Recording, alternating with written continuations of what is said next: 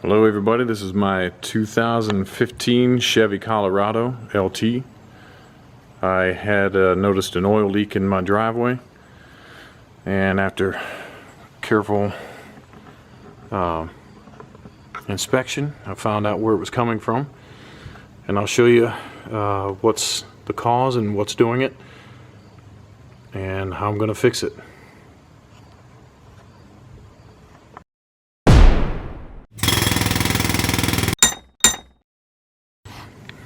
So what I found was there are oil cooler lines underneath here. So I removed this. There's 4 bolts. There's a bolt here on the other side and 2 right there on the back. So I'm going to be taking those off, and I'll show you the corrosion on the lines.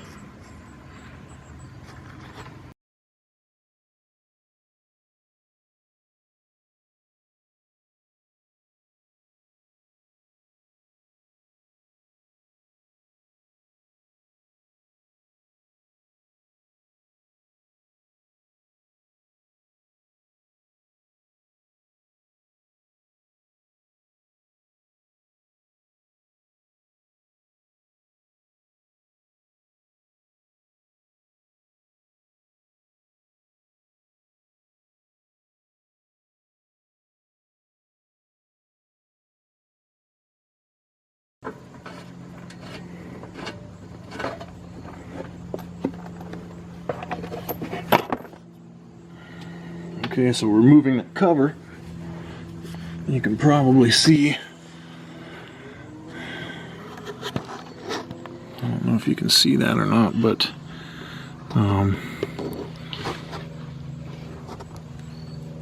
those lines right there, just the one right here is really bad. You can see the corrosion. When I pulled it off the first time to look at it, it was covered in salt, road salt.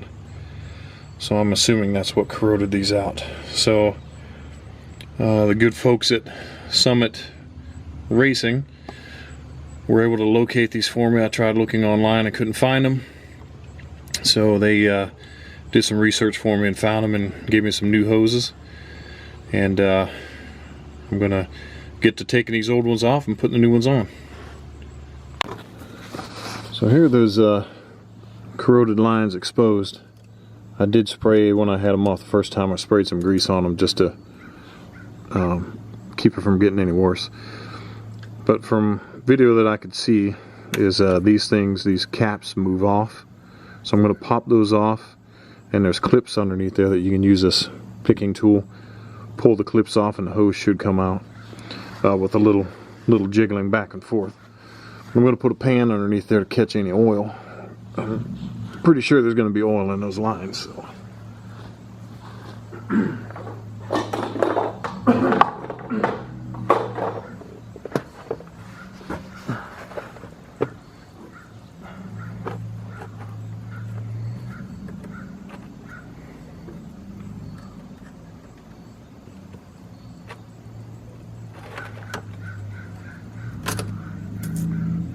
So that ring just goes back.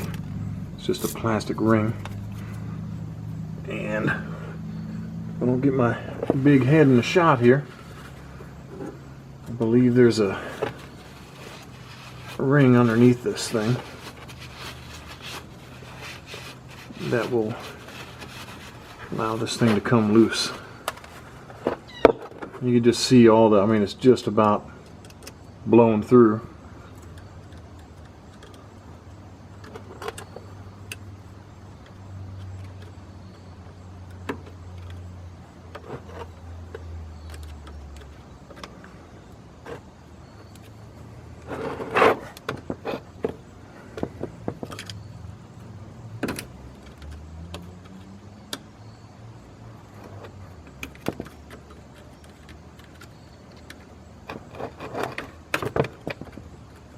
I need 2 hands on that.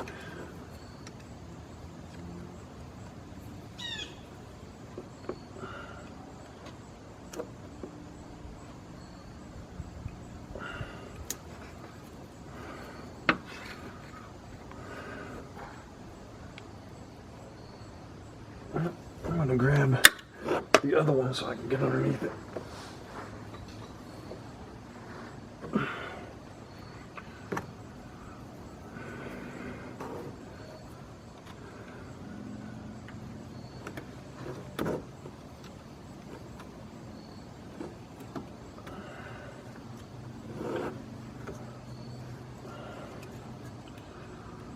I guess it's just finding where the clip is pinned in.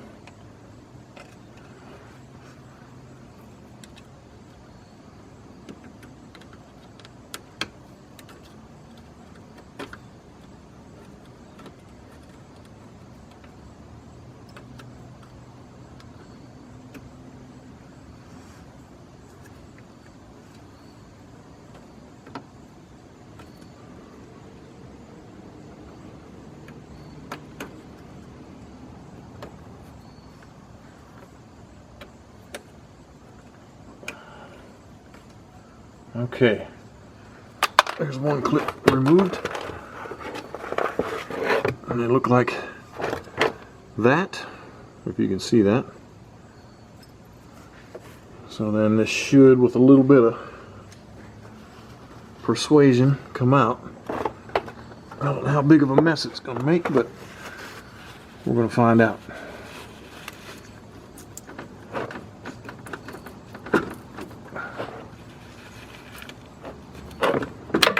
There we go.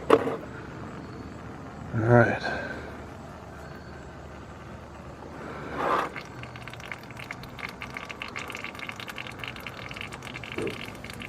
So yeah, we're going to let that line drain out. That one actually connects to, I believe it's connected to or just underneath the filter, the oil filter. So we're going to let that drain for a little bit and then work on the top. Okay, for sake of saving some time, if you see right here's the oil filter. You can see right down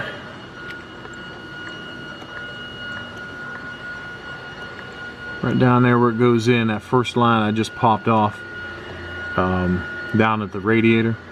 That's the top part of it, so I'm going to remove that one first. And comes off the same way as the bottom. You just move that ring back. I moved it back already. And the clip, I'm going to pull that out. I need two hands to do that, so I'm not going to be recording that one, but I'll show you the line after it's off. So again, I've got that one loose. As you can see, I've got the pipe out. But now the one that's going to be tricky is right down there. And as I said before, I'm going to need two hands for that, so I'm going to put this camera down, break it loose. Okay, so I have them both out. Let's see if we can see those. You can see both those open fittings right there, the one there and one just off the filter there. So what I did is pulled the clip out of that one. It's really hard to get to. I have big hands, it was tough to get into, so I pulled the clip off, let it drop to the ground, and picked it up. And they're in good shape, so I'm going to reuse them. And then I crawled underneath the truck and reached up and grabbed a hold as far as I could and pulled the hose out. So there is a connector on both these hoses. I'll show you when they come out. I'll replace that on the new ones.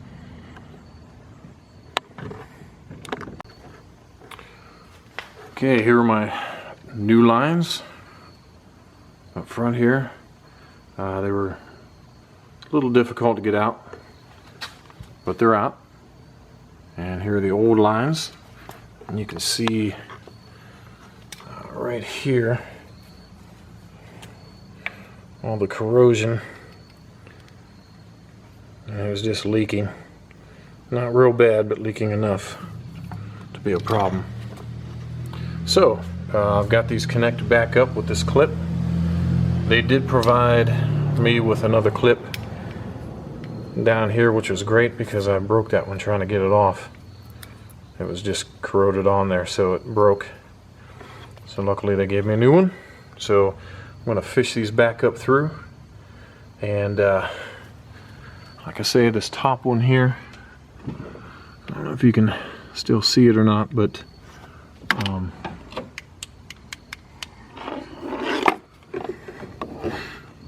it's right down in